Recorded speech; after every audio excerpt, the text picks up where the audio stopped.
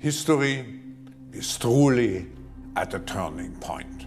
We do not yet know the full extent and the systemic and structural changes which will happen. However, we do know that global energy systems, food systems, and supply chains will be deeply affected.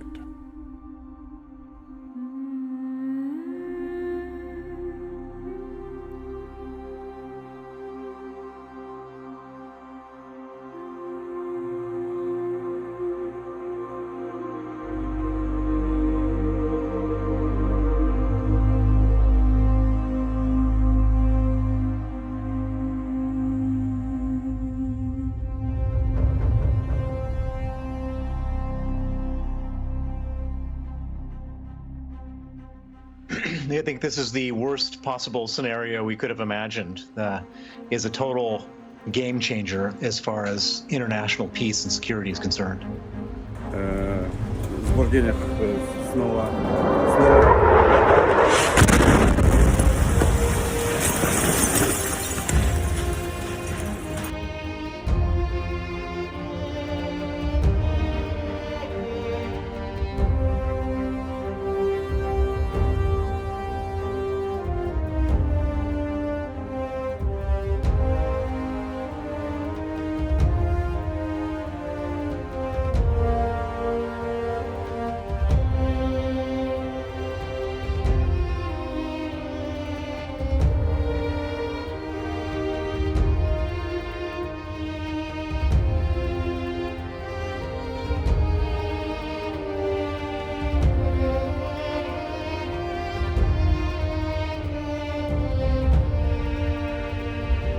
I think right now, like any other time in our nation's history, we need God.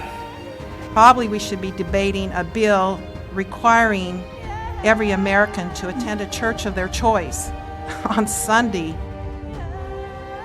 Madre di Dio e nostra, solennemente affidiamo e consacriamo al tuo cuore immacolato noi stessi, la Chiesa e l'umanità intera, in modo speciale la Russia e l'Ucraina.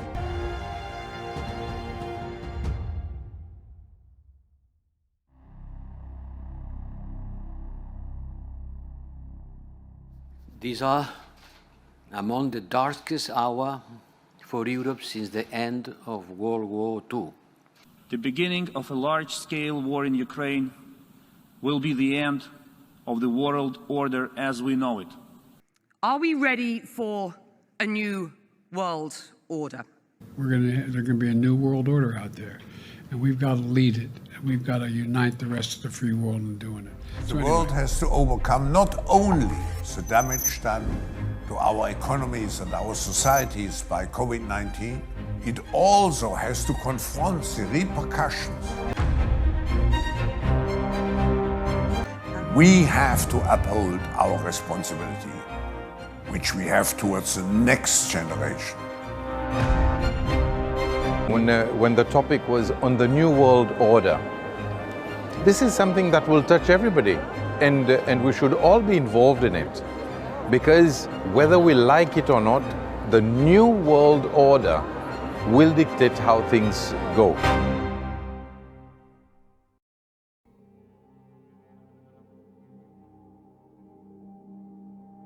With regard to food shortage, yes, we did talk about food shortages.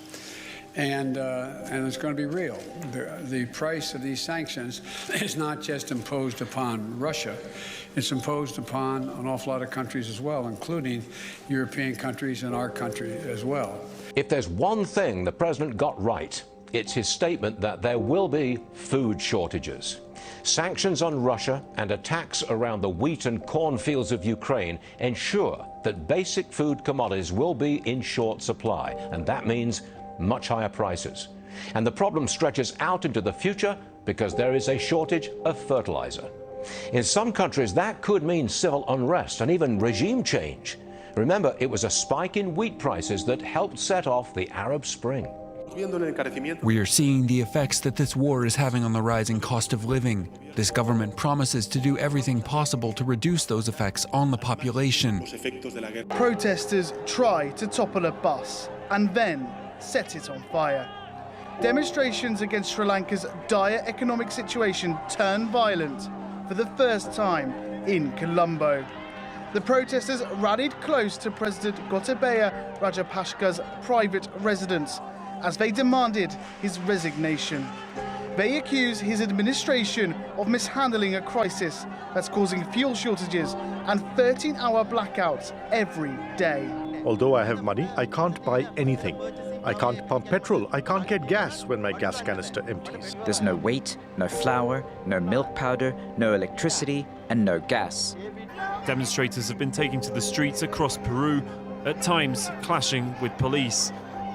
We have to work double, help each other financially. We have to do overtime, work all day. Sugar was 2.5 soles a week ago. Right now it's 6. Chicken was 12 soles 2 days ago. Now it's 16. The American public have generally approved of President Biden's handling of the war, but soaring gas prices and persistent inflation have created major problems for the president and his party as they head into the midterms. I'd like to start off with some news from Spain, which has hit almost everybody there quite hard. A combination of a truck driver's strike and the economic impacts of the Ukraine war have left a lot of supermarkets quite short of basic foods. And as of this week, Spanish supermarkets are allowed to ration consumer purchases of a certain number of products, including basics like milk and flour. New this morning, Germany is warning of possible natural gas rationing amid its dispute with Russia. The Kremlin has demanded that so-called unfriendly countries pay in rubles for gas. That's stoking fears of an energy crunch in Europe. We begin here in Germany, where the government has announced it is activating an early warning plan in preparation for possible shortages in gas deliveries from Russia. Economy Minister Robert Habeck said a crisis team was being established to closely monitor gas supplies. This follows Moscow's demand for payment in rubles, which Germany and other importers have rejected. To buy Russian gas, they need to open ruble accounts in Russian banks. It is from those accounts that gas will be paid for starting April 1st. If such payments aren't made, we will consider this a failure by the client to comply with obligations. If these payments are not successful, we would consider it as buyers' failure to meet their commitments, with all the relevant consequences. Nobody sells anything to us for free. Neither are we going to do charity work. That means the current contracts would be brought to a halt.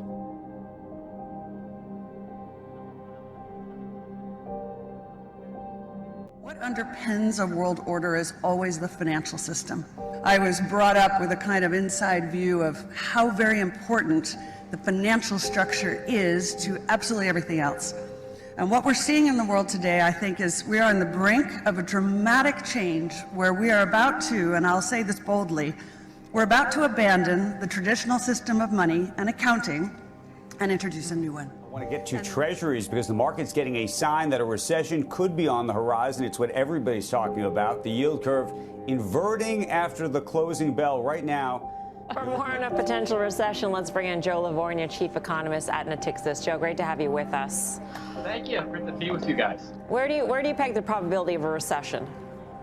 Right now, it's let's say by year end, I'd say about 50-50. It's pretty close.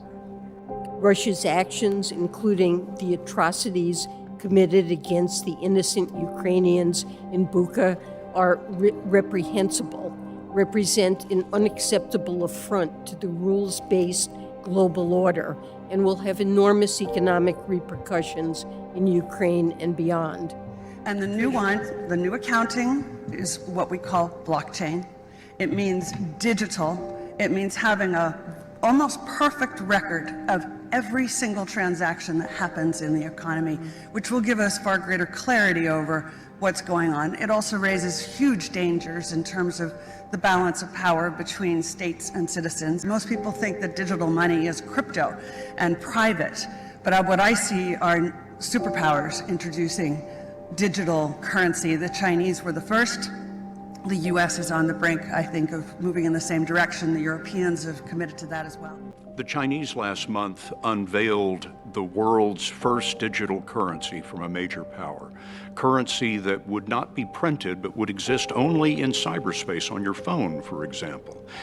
Is the Fed working on a digital dollar? We are actually evaluating that. Most major countries are now looking at the possibility of having a digital currency. And really we are looking carefully, very carefully, at the question of whether we should issue a digital dollar. And it's something that central banks around the world are looking at and doing so appropriately because the technology now enables us to do that. President Biden signed an executive order today directing the federal government to come up with a plan to regulate cryptocurrencies. The move follows what the Biden administration is calling the, quote, explosive growth of digital assets in recent years. The directive also calls for the exploration and consideration of creating a digital form of the U.S. dollar.